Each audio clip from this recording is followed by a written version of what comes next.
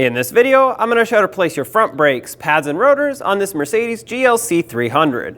These will be located behind your front wheels. Let's get started. Now with the vehicle safely raised and supported, use a 17mm socket and remove all 5 lug bolts and pull the wheel off.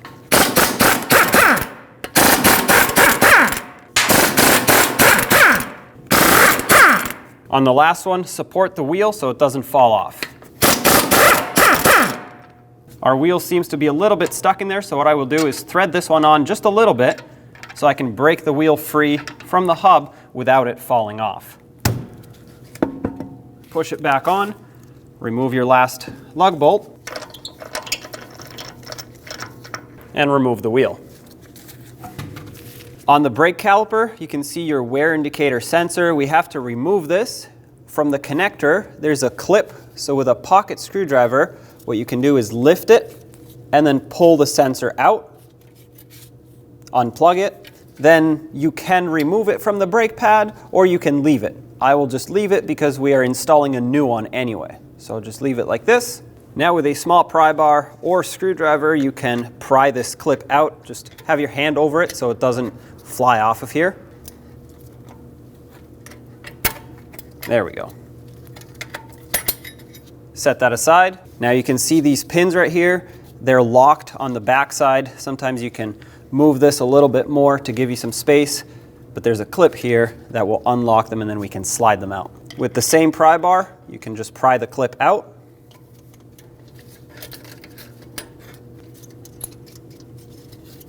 Now slide the pins right out.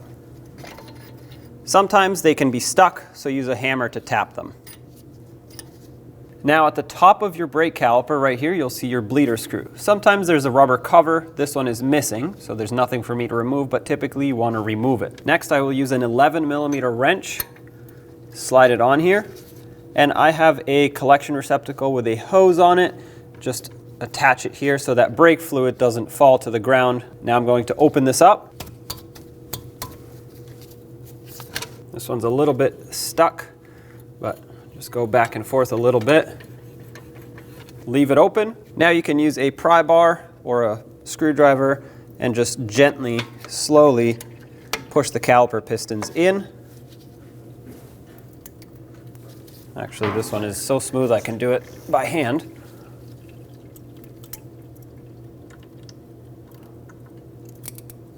Double check that they're fully seated, and I like to do this when the brake pads are in because I find it a lot easier.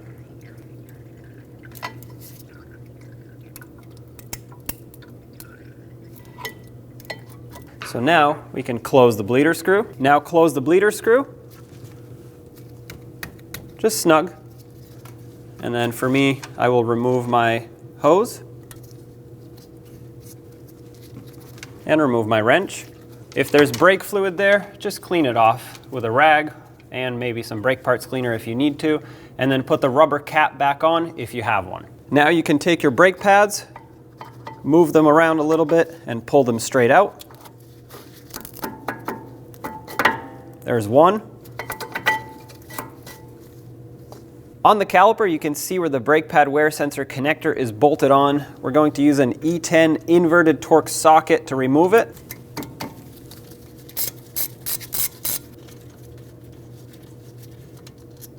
Set that aside. Now from the back side of the caliper, you'll see 2 21mm bolts that we have to remove to get the caliper off of the knuckle. Our first one is right up here. I'm going to leave this partially threaded in just so that I can hold this when I remove the lower.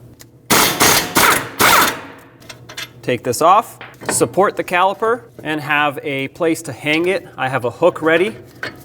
That way it does not pull on the brake hose. Remove this and remove the caliper. And now I have a hook right here that I can hang it with. Now from the outside of the rotor, you have a T30 screw that holds the rotor on the hub. Sometimes you can use a hammer, tap it, and break it free, or use an impact driver. Looks like this one is still stuck in here, so I'm going to take the hammer and tap it, and hopefully that breaks it free. I'm using a punch to center it up.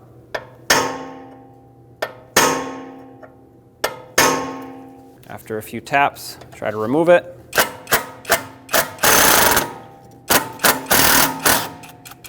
All right, so the rotor is not attached anymore. This, a lot of time, will rust, and that's why I hit it with a hammer. Usually the vibrations will break it free. Now you can set that aside and remove your rotor. Now we have to clean the surface of the hub. This rust here will make the rotor not sit flat, and that's going to create issues in the future. So you want to take a sanding disc or a wire wheel on a drill and just make it clean.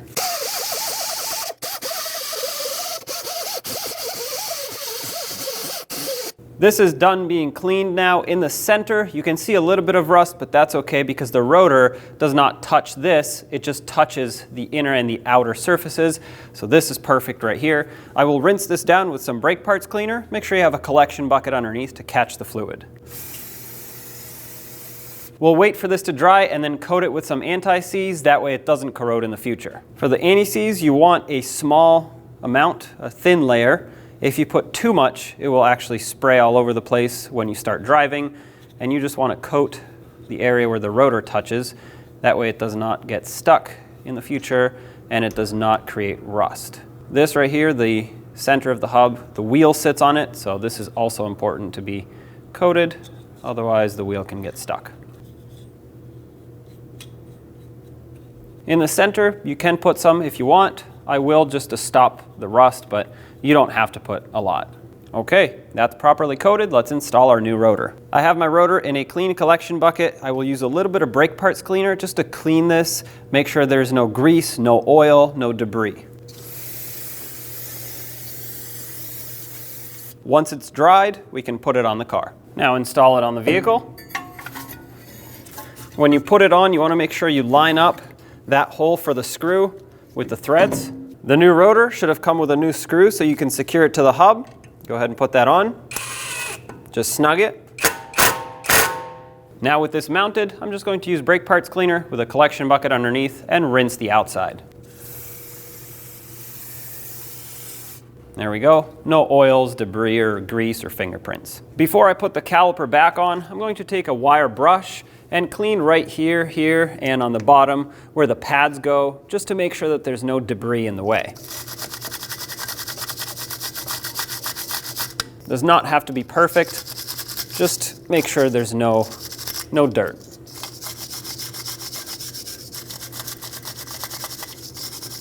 Now take your brake caliper and slide it over the rotor carefully. I'm gonna line it up on the back side with the 2 bolts. Have your bolts ready and start them in.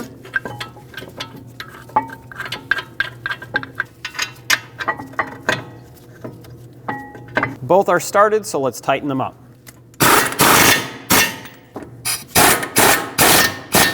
Torque these 2 bolts to 59 foot-pounds and an additional 45 degrees after that. 45 degrees is 1/8 of a turn.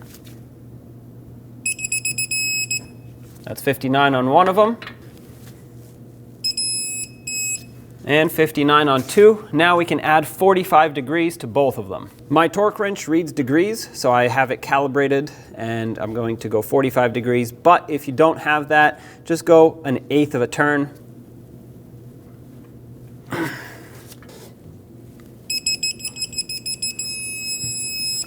Okay, that's one. Okay, that's 45 degrees on the second. On your new brake pads, you can see that they have an arrow. The arrow should be facing towards the front of the vehicle as the rotor is turning. So this one with the arrow facing up will go on the inboard side right here. Sometimes they get stuck. They are a fairly tight fit.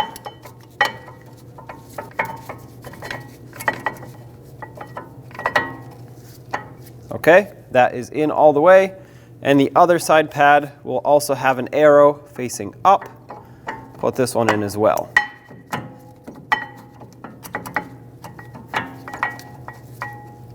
Perfect. Now our pins is what you're going to put in to lock these, and you want to inspect them.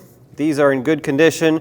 Sometimes they're rusty, so you want to clean them up or replace them if necessary. Slide it all the way. And now we'll use this to lock the pins in. The pin will have a hole. Just slide this in the hole. You can spin the pin if necessary. And then the end of the clip needs to go right through this opening, and now our pins are locked. Now let's install this retainer. It's more of a spring that goes over. You see these hooks, they have to hook over the pins that we just installed. So put one side in first, press it down, and then the other side. Just press on it. If it's locked in, you're good to go. Now let's reinstall our brake pad wear indicator sensor connector with the bolt. Go all the way, and then a little bit snug, a little bit. Perfect. Now we take the new sensor and put it on the inboard pad. Just slide it down and press it. That clicked, it's locked, and now we connect the connector. And that clicked, it's locked. Now let's reinstall our wheel. Press it on, and then you'll want to turn it to line up the bolt holes. Now install your 5 lug bolts. We'll tighten these down in a cross pattern, and then also in a cross pattern, torque them to 111 foot-pounds.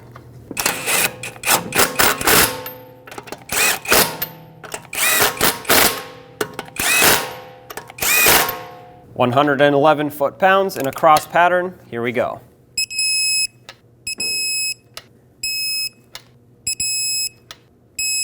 Double check them all.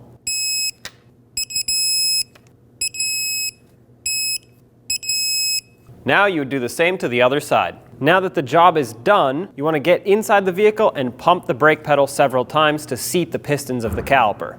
Then go under the hood, and on the driver's side, remove this plastic panel. This gives you access to your brake master cylinder. Just use a rag and clean off any dust and debris, and then remove the cap. On it, you'll see that it says to use .4 or more, or higher, brake fluid. What we have here is a .3 and 4, which means it works for both, so this is perfect. I will fill it up to the max line, which is this line right here. Sometimes it's hard to see the level. I saw it, but if you want, you can use a flashlight, shine it right here, and that will show the level a lot better. Now take the cap and put it on. Snug it up. And now take your cover and just put it back on. Press it down. Perfect. When only the best will do, demand TRQ.